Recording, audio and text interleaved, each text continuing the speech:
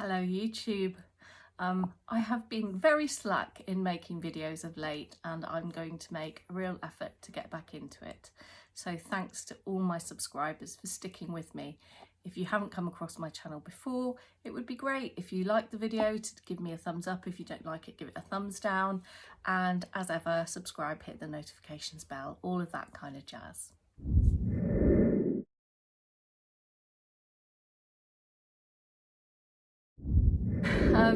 Had the best time at the weekend.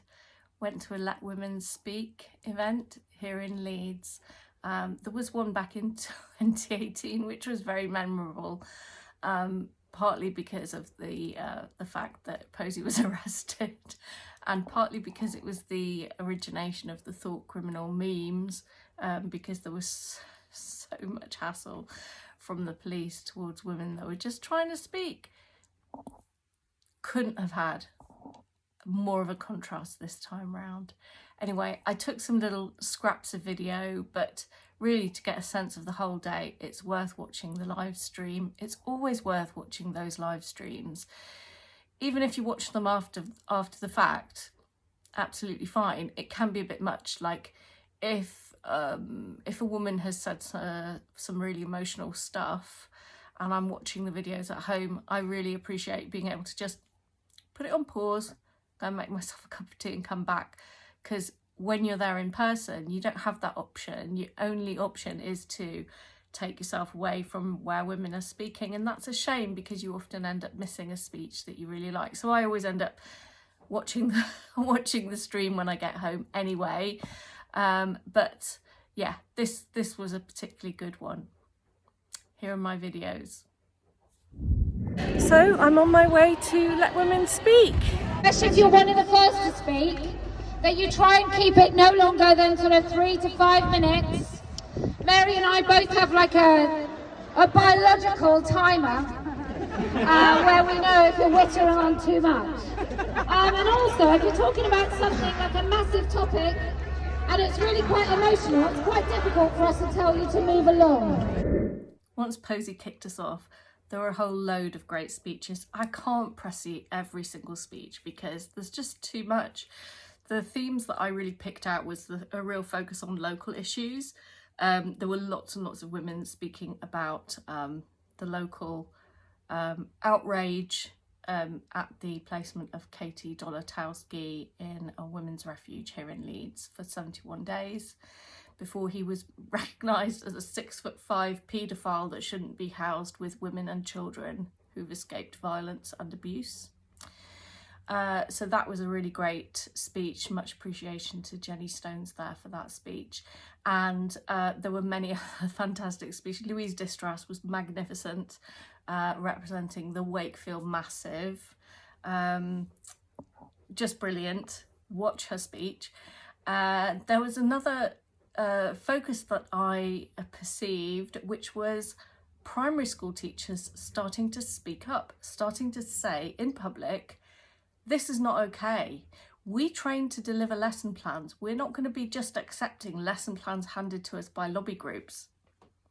Brilliant, because they already understand safeguarding. They already understand how to create lesson plans and adapt lesson plans to different learning needs. So why on earth are we getting lobby groups in to teach stuff that teachers are perfectly capable of teaching for themselves? So long may that continue. Then I had some phone calls to attend to from my kids, so I had to come away from the speeches. So then I did a bit of a live stream on my way back to the speeches, which is on my channel. And then I decided to have a little bit of a shifty and see who I could find.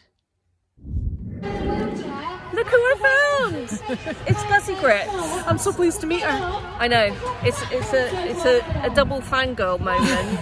So we're having a lot of fun. But yeah, it's a bit embarrassing. I'm just giving her this. Look at my boob. Isn't that lovely? Yeah, I am a big fan of the whole pelvic health thing. So yeah, really good luck with your ambitions. I have a lot to say. You do. Give her a platform, everyone.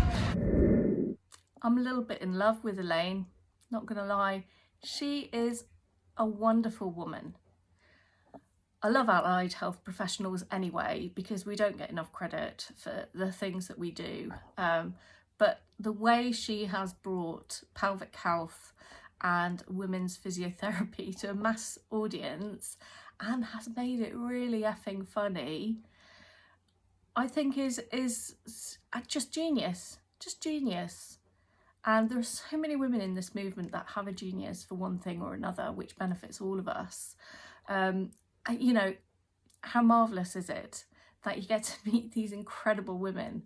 And I kind of shyly gave her a gift that I'd made for her, which now I'm kicking myself because it said vagina artist and I should have made it vulva artist. But somehow vagina artist seemed better when I was making it. But I do understand the difference between a vagina and a vulva, so I just want to put that on the record. But yeah, she is brilliant. And I was also lucky enough to go and have a drink with her in the pub after the event, and we shared many tales of woe, many hopes for the future, lots and lots of sparking off each other in terms of feminism and women's kind of political commonalities around motherhood, birthing stories, breastfeeding, child rearing, caring roles. And we talked as well about how we felt that sometimes that perspective was missing in some of the theoretical feminism that we'd read. And yeah, we didn't think that that was great, because obviously most women go on to have children. Most women go on to have long-term heterosexual relationships, if not permanent heterosexual relationships. And sometimes that kind of perspective is not focused on, because we're so careful that we don't want to exclude any women that have marginalised experiences as lesbian mothers, or as women who are child-free by choice, or child-free who didn't want to be child-free, and that can be a really painful conversation for us to share with each other. But it would be really great if we could create more spaces where women could have those difficult conversations. And I can't think of a better person to be made into either like world dictator for women's health or just given a Channel 4 comedy show just to talk about fannies week on week. I'd watch it, and I don't even watch telly. My goodness. Then I met this incredible woman who was carrying the best banner of the day. I always like to take note of the banners that are there on the day. Look at that thing of beauty. Look at it.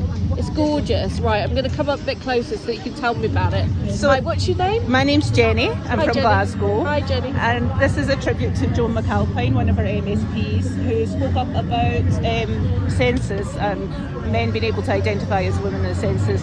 She got horribly bullied because she spoke up for women, and so I thought it was important to have a tribute to her to remember her contribution, because she's now out of politics, unfortunately. Is she completely? Yeah. So this is McAlpine tartan. It's a Rabbie Burns quote, and it's all hand stitched. Yeah. I'm loving it. I love it, and I love the kind of Macintosh font that you've used. And it's my friend Caroline Glasgow. Callister did the hair. She was an SNP councillor who got chucked out. Really? And she did it with needle felt, in which she got to stab things. So that's her favourite craft now. We could all do with a bit of that, couldn't we? That's amazing. I mean, women's creativity in the face of all this madness is one of the things and I think that it's just because keeps we've me been going. excluded from the public square, so we have to become much more creative. But I also love flipping the kind of, women's crafts, embroidery, banner making and all the rest of it, and making suffragette it. banners, Yeah, and I was absolutely. reading about it, and I thought we need to mark our history that way as Absolutely. No, I'm big into it. It's absolutely beautiful. Thank you so much for sharing it. I always like to take note of the banners that are there on the day, and this one was an absolute dream. It had everything. It had historical references, it had kind of influence from artists, from several different schools and theories, and it had a feminist impact, it had poetry, it had a tartan border, and it was in celebration of a wonderful woman called Joan McAlpine, who sadly is a loss to Scottish politics now that she's decided to take a step back, but she really has made a huge impact on Scottish politics. So thank you for everything that you did, Joan. This lady who's in this video, I'm going to have her back on the channel because I really need to pick her brains. She has made the most incredible things, and I'm going to post you some pictures when you've watched this video.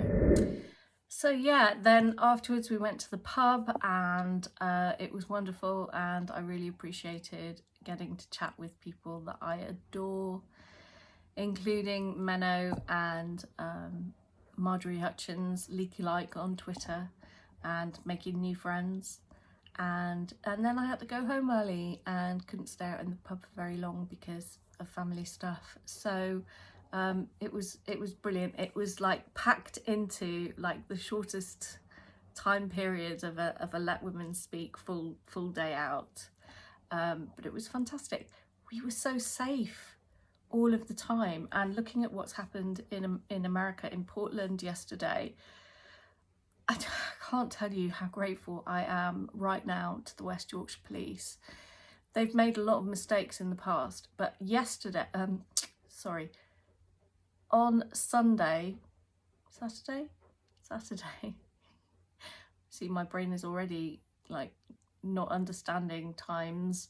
On Saturday, they made an incredible leap forward in how to police these events. We were so safe. There were barriers between us and the protesters. There was like plenty of parkland space in between us. There were like 3 sets of police horses pointing at the trans activists, and many police vans and many police individually dotted around every, 3 or 4 meters around the boundary of the park. And there was lots and lots of reassuring kind of comment with officers that were there. Because we're a bunch of like middle-aged, middle-class women. I'm generalizing, but that's a large proportion of women that are there, and I'm part of that demographic, I guess. And so we're very polite as protesters go. Like, we're not jumping on anybody's squad car, we're not smashing windows, we tidy up if we make a mess. We will in fact enforce picking up litter directives on others that happen to cross our way.